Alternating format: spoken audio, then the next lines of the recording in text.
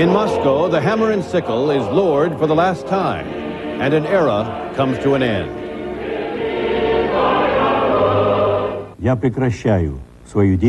I am ceasing my activities in the post of President of the USSR. The tricolor banner of the Russian Republic now flies over the Kremlin. And from the White House, President Bush salutes the man who presided over the end of the Soviet Union. His legacy guarantees him an honored place in history and provides a solid basis for the United States to work in equally constructive ways with his successors. And tonight, Ted Koppel reports from Moscow about his extraordinary, behind-the-scenes look at Mikhail Gorbachev's final hours in office.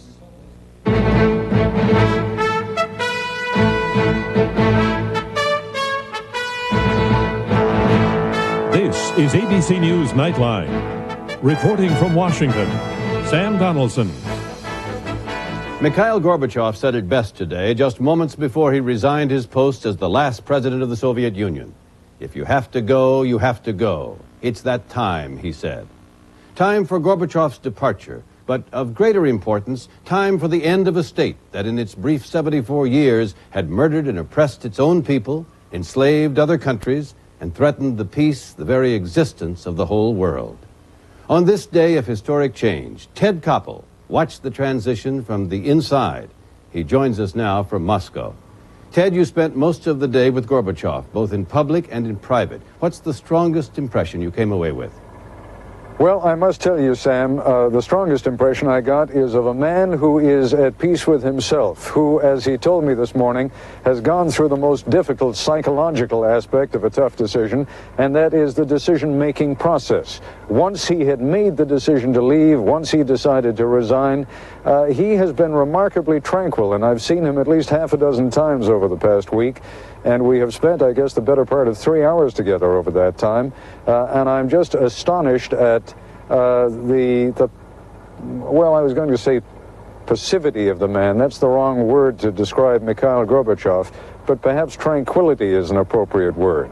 He is a man who is at peace with himself, at peace with what he has done over the past few years, and at peace with the message that he delivered today to the, I was going to say the Soviet people, to the Russian people. Наверняка каких-то ошибок можно было бы избежать.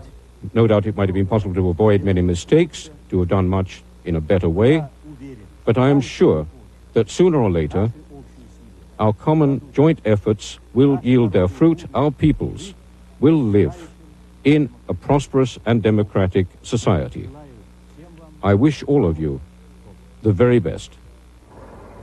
In a curious way, Mikhail Gorbachev is, to this very day, a much more popular figure overseas than he is here in his own country. So it is with, I guess, some apprehension that John Donovan went out today to get the reaction of Muscovites to the resignation of the man who has been the president of the Soviet Union for the past 6 years. When Mikhail Gorbachev's face appeared on the TV set at Moscow's Byelorussiya train station tonight, some people looked up and listened. Some people deliberately did not. But most, it seemed, had their minds somewhere else, catching the train, getting dinner, getting home. The events that most of the world calls the end of an era, Gorbachev's resignation, and the last lowering of the Soviet flag that flew over the Kremlin dome, were mourned by few of the people who had passed their lives under that flag. It is difficult to pinpoint when exactly the people of this country wrote off Gorbachev.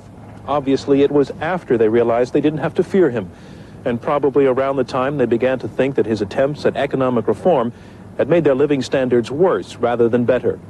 On his last day in office, it seemed that his own people had stopped giving much thought to Gorbachev a long time ago. Beneath these mammoth gates that Stalin built to last forever, leading to a park that celebrates all the Soviet Union would ever achieve in the fields of science and agriculture and engineering, the ticket taker did not even want to talk about Gorbachev today. Don't ask, she shouted, and then went on to curse the good-for-nothing foreigners bothering her with questions. Her colleague, who has worked this gate since 1957, was not so hot-headed, but she was against Gorbachev. Good that he resigned, she said. It's his fault that everything here has collapsed. What we heard over and over today from colleagues Gennady and Ivan, from soldiers Kostya and Pasha, from close friends Valery and Luda, was that Gorbachev had done them some good a long time ago. 3 years ago, says Valery, I'd have told you I liked him. He changed a lot in the world, Luda says, but not here. He hasn't done anything for us. But once people thought about it, they admitted that Gorbachev had opened their lives in many ways, that even if they may be afraid of running short of food or fuel this winter, they no longer are afraid of their government and its police. They can criticize their leaders, turn them into dolls if they want to, and that is mostly a good thing, although today the street sellers complained that the Gorbachev model isn't selling as well as it used to. Thanks to Gorbachev, Moscow bookstores have real current event sections and political science departments, where, it turns out, Gorbachev's writings remain on sale, and according to this saleswoman, still sell well. But Gorbachev was always popular with his country's more educated people, the playwrights and the novelists, whom he rescued from censorship. I wouldn't say that he's very popular. On the contrary, he's completely unpopular. But at the same time, I think when in 5, 10, 20 years, he will be greeted as Peter the Great or Alexander II, I mean, the best Russian tsars. It was not only in the libraries of intellectuals that we found such sentiment. This man on the cigarette line said, democracy did not start with Yeltsin, it started with Gorbachev. If there had not been a Gorbachev, there would never have been a Yeltsin. Теперь кнопка на ядерном оружии уже у Ельцина. The nuclear button is now already with Yeltsin. Yeltsin, who from today not only heads Russia, but also controls all of the old Soviet Union's arsenal of nuclear missiles, and whose team has to weigh the meaning of a Gorbachev out of power. It looks like he plans to be in opposition. We were opposition to him, and he now plans, this is my feeling. Tonight he signed away his power, and without it, it may be that Gorbachev will never again walk with footsteps that shake the globe. But today, even people opposed to Gorbachev declared that he had earned his place in history. On this night, when they raised the flag of Russia over the Kremlin, one woman said of Gorbachev, I will never forget his years in power. They were the best and the worst of my life. John Donovan for Nightline in Moscow. During Gorbachev's years in power, there was a drastic change in the way he was viewed by the U.S. and by George Bush. In 1989, Mr. Bush's spokesman denounced Mr. Gorbachev, calling him a drugstore cowboy whose promises to end military aid to Nicaragua were not to be trusted. Less than 2 years later, the president was praising Gorbachev as an ally in the fight to reduce nuclear weapons. And tonight, Mr. Bush cut short his holiday at Camp David for a nationally televised speech paying homage to the Soviet Union's final leader. ABC's Ann Compton is at the White House. The day's historic events brought President Bush a Christmas present he could not have imagined even weeks ago. In fact, he found them so compelling, he returned to the White House just long enough to address the American people and tell them their most formidable enemy no longer exists. The Soviet Union itself is no more. This is a victory for democracy and freedom. I'd like to express on behalf of the American people my gratitude to Mikhail Gorbachev for years of sustained commitment to world peace and for his intellect, vision, and courage. President Bush turned to the political reality ahead, granting formal diplomatic recognition to the largest republic, which will fill much of the void left by Gorbachev and the old Soviet government. The United States recognizes and welcomes the emergence of a free, independent, and democratic Russia led by its courageous president, Boris Yeltsin. Our embassy in Moscow will remain there, as our embassy to Russia. We will support Russia's assumption of the USSR's seat as a permanent member of the United Nations Security Council. And the president went on to offer full diplomatic recognition to all the Soviet republics. The offer is effective immediately for 5 republics, including Ukraine, which have already made specific guarantees to the United States about the safety of nuclear weapons and transforming their markets into free markets. The other 6 republics, including Georgia, will be recognized when they do the same. President Bush then abandoned the word Soviet and spoke of helping the new Commonwealth of Independent States. But he clearly knew he will find very limited patience at home for spending abroad. These dramatic events come at a time when Americans are also facing challenges here at home. I know that for many of you, these are difficult times, and I want all Americans to know that I'm committed to attacking our economic problems at home with the same determination we brought to winning the Cold War. After his address to the nation, President Bush returned to Camp David, but he said he made the special effort to come down here tonight because he has now witnessed one of the greatest dramas of the 20th century. Sam? Thank you, Ann. When we come back, we'll be joined again by Ted Koppel in Moscow. This is ABC News Nightline, brought to you by General Electric.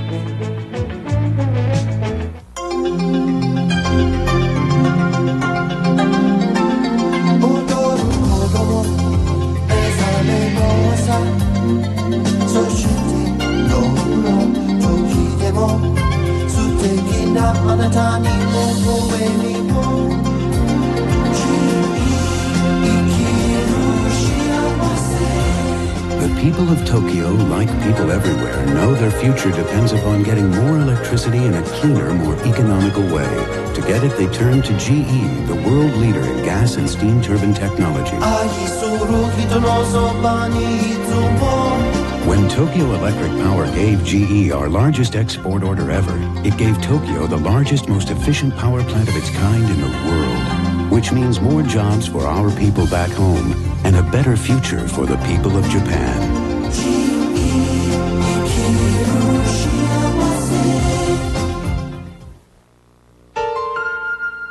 Volunteers are needed for these. The Tennessee Department of Youth Development is in need of volunteers in the Bellevue area to tutor students in science. Volunteers are needed by the Community Help Center in Mount Juliet to help sort clothing, prepare food boxes, and assist with general maintenance. Waves Incorporated needs volunteers to work one-on-one with autistic clients and in the geriatric unit to help with craft and exercise programs.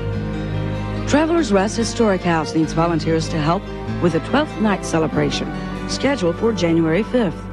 Call 832-8219 to volunteer. Cumberland Crisis Pregnancy Center provides pregnancy testing, counseling, and other services to women in need of help. They need volunteers to help in the office or to train to become counselors. If you are a nonprofit organization and need volunteers, write to WKRN at this address or call 256-8272. Gorbachev spends his final days at the Kremlin with Ted Koppel and offers extraordinary exclusive access to ABC News. The Final Hours, a special primetime Thursday. Tomorrow night, Ted Koppel and I will host a special edition of Primetime Live, The Final Hours, an extraordinary look at Mikhail Gorbachev's last days in office, beginning at 10 p.m. Eastern Time. Ted joins us again from Moscow. Ted, in that brief clip we saw at the top of the broadcast, Gorbachev admitted mistakes were made. In your conversations with him, did he give you any idea of what he thinks those mistakes were? Well, I think perhaps he feels that he did not move quickly enough to implement some of the reforms that were ultimately forced upon him. Gorbachev is a man, you must remember, who to this very day speaks with some regret of the breakup of the Soviet Union. Even at this very moment, he does not think that was a good idea, and I must tell you, some of his closest aides, with whom I've also spoken over the past few days, are much blunter than Gorbachev has been. They think it has the potential of being a disaster. So in one sense, what Gorbachev did, I guess he would do again, and that is try to delay, forestall the breakup of the Soviet Union. But he also recognizes that if he had moved a little more quickly in making some of the reforms that have now been implemented here in the Soviet Union, he might still be president of the country today. Well, Gorbachev explains, as I understand it, that he did not move quicker because he could not. He had to placate the right wing. He had to do a balancing act. Did he discuss that with you? Well, he did not, although I'm sure his reference there is, in a sense, self-explanatory. It was only last August, after all, that he was briefly overthrown by a coup of right-wingers who were afraid of precisely the kind of thing that Gorbachev was trying to prevent. Ted, your point that you made earlier, though, I think also is on display last August. At the end of that coup, Gorbachev was still trying to preserve the Communist Party. He was a reformer, certainly, but at least until that point, his reforms were aimed at preserving the power of the very party that he'd served all his life. I think you're absolutely right, Sam. If one thing can be said of Mikhail Gorbachev, it is that he is a humanist. I think he tried to put a human face on communism. I must tell you, having observed him over these last few days, I'm enormously impressed with the man's character, the strength that he has shown. You can imagine these have not been easy days for him. But you are quite correct in your observation, and that is throughout, Mikhail Gorbachev has been and is to this day a dedicated communist.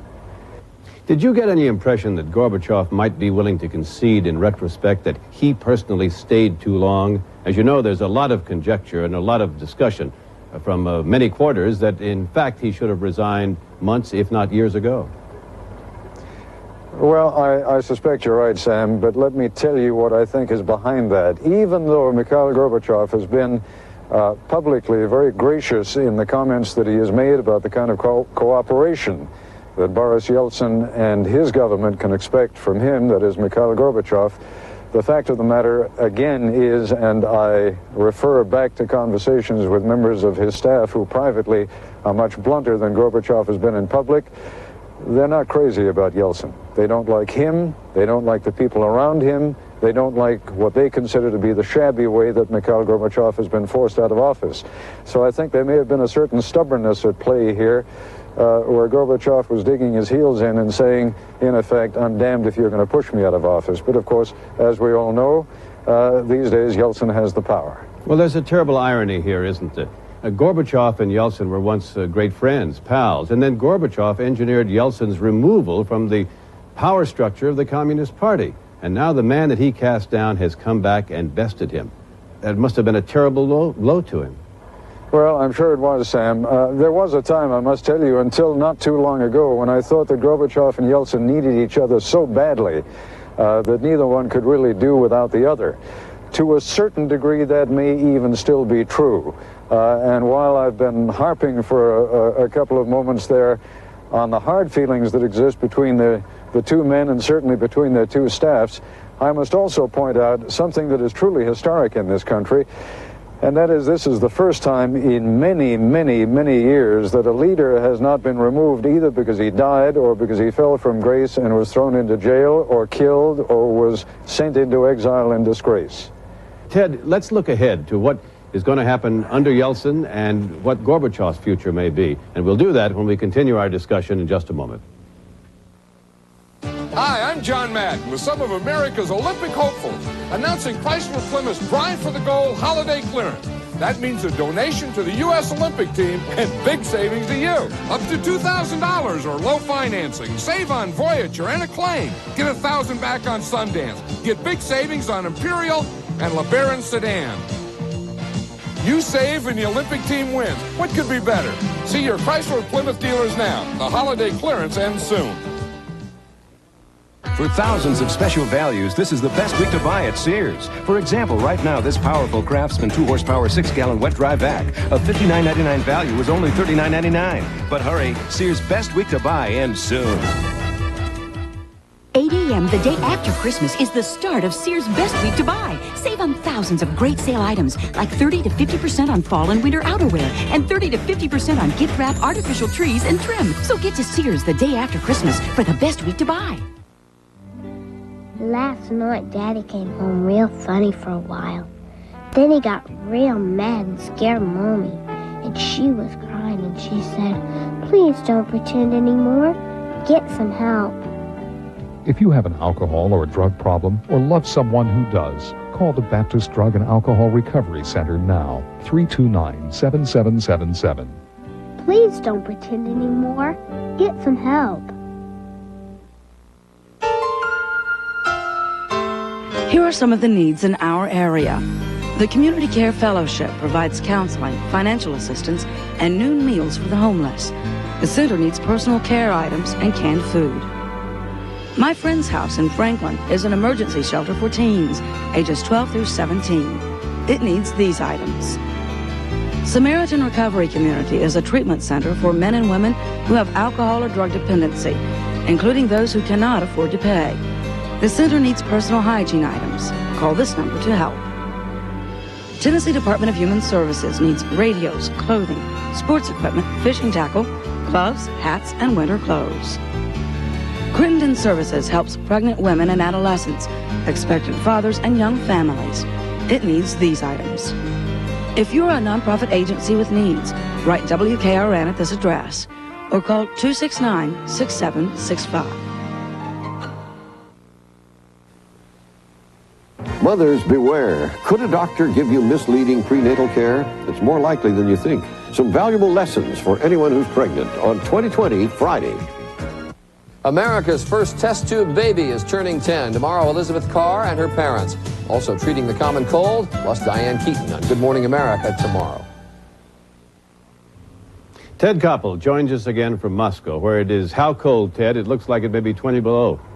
Let me put it this way, Sam. I think there have been plenty of people who have stood in the shadow of the Kremlin and have trembled for other reasons. I'm not trembling for fear, but it is getting pretty darn cold out here, and there's a fairly brisk wind whipping through. That obviously behind me is St. Basil's Cathedral. The Kremlin is over there, and the Russian winter has begun to set in. Well, fortunately for Gorbachev, the two of you spent most of the time indoors today. Tell us about the access and what you learned. Well, actually, we began the day outdoors, and the access has been truly remarkable. I hope that many of our viewers tonight will be able to tune in tomorrow for your broadcast on Primetime Live. Among the things we were able to do this morning, and remember, this was Mikhail Gorbachev's last day in office. He took about half an hour to go on a walking tour with us inside the Kremlin grounds. I think you may find that both visually and substantively interesting.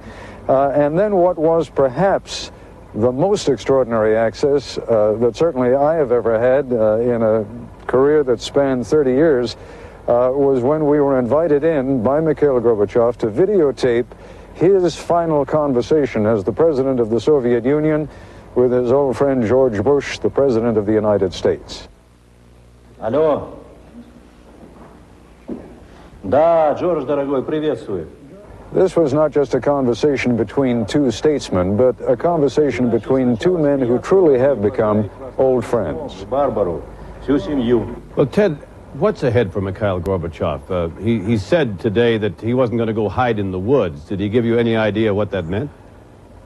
Well, what he means is that he is going to be active politically, and I think he is going to be quite a thorn in the side to his old pal Boris Yeltsin, although all the conversation, as I've said, the public conversation is of cooperation.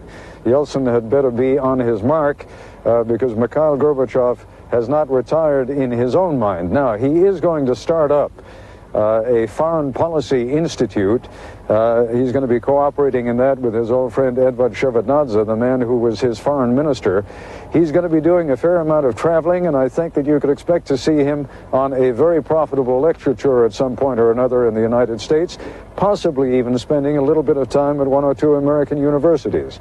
But, you know, remember, these have been very hectic days for Mikhail Gorbachev, and those plans have not yet been firmed up. Well, while he's in the United States making money on the lecture tour, Boris Yeltsin will be back as president of the Russian Republic, having his finger on the nuclear trigger, because Gorbachev today transferred some, 30,000 warheads to Yeltsin's control. Does that worry anyone?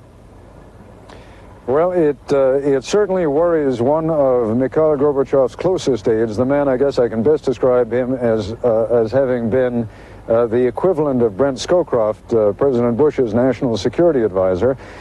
He said he is extremely concerned, not because the nuclear weapons are under the control of Boris Yeltsin, but because there are nuclear weapons spread throughout at least 3 of the republics in this country, and because the potential for ethnic and national conflict is as great as it is. And one other thing that worries people, quite frankly, here, money is so hard to come by, goods are so hard to come by. I'm not sure that anyone is suggesting that nuclear weapons will be sold on the market, but there are an awful lot of nuclear scientists in this country who have a great deal of knowledge that they could sell for hard currency, and a lot of buyers like the Libyans, the Iranians, the Iraqis, who might be in a position to make a deal with them. Did Gorbachev give you any idea that he thought Washington had not supported him enough? Bush, of course, was a very great supporter in public and had come to like him personally, we're told. Yeah, no, I did not get any impression of that sort at all. Indeed, in any references that he made to President Bush, and certainly in their conversation, and you'll see that conversation tomorrow night on Primetime Live, you will see that the two of them engaged in the warmest kind of exchange, and I think it's sincere. Well, speaking of warmth, Ted, why don't you get in out of the cold right now before you turn into an icicle? We want to see you tomorrow night on Primetime Live. Those are the happiest words I've heard all night, Sam. Thank you. Goodbye, old friend. I'll be back in a moment with a final note. E.T. is now available at Sears for just $9.99. That's an extra terrific price for this emotionally touching movie, the most popular ever. And you get a free full-size E.T. poster. That's E.T. and a poster for just $9.99. To enjoy it today, hurry to Sears. For thousands of great sale items, this is the best week to buy at Sears. Our large-capacity heavy-duty Kenmore washer is just $247. The matching dryer, just $197. That's our lowest price of the year for the pair. But hurry, Sears' best week to buy ends soon. An afternoon of playing grandparent can take quite a lot out of you. Magnesium, for example, vitamin B6, vitamin C, and valuable potassium. As nature would have it, replacing all of them is as simple as eating one Chiquita banana. In the case of twins, however, you might want to try two. Chiquita, quite possibly the world's perfect food. I can't believe it. Can you believe it? I can't believe it. Next month, this could be you, a brand new millionaire on the Publishers Clearinghouse sweepstakes. It's coming soon. Watch for it and send it in. It pays off. It pays to enter. 8 a.m. the day after Christmas is the start of Sears' best week to buy. Save on thousands of great sale items, like 30 to 50% on fall and winter outerwear, and 30 to 50% on gift wrap, artificial trees, and trim. So get to Sears the day after Christmas for the best week to buy. If you're unable to attend the worship of your choice Sunday morning, join Dr. Bill Sherman for Inspiration from the Pulpit of Woodmont Baptist Church, live at 10:30 on Channel 2. In today's busy world, you need more. That's why Channel 2 News Dayside is on your side. Get the latest news and weather, plus medical news, consumer tips, delicious recipes, news from Hollywood, ways to fight crime, and more. Join Ann Holt and Rick Mitchell. Weekdays at 12:30 for Channel 2 News Dayside. On your side. Another reminder, tomorrow night, an exclusive behind-the-scenes look at Mikhail Gorbachev's final days in office on a special edition of Primetime Live, The Final Hours, beginning at 10 p.m. Eastern Time, 9 Central. That's our report for tonight. I'm Sam Donaldson in Washington. For all of us here at ABC News, good night.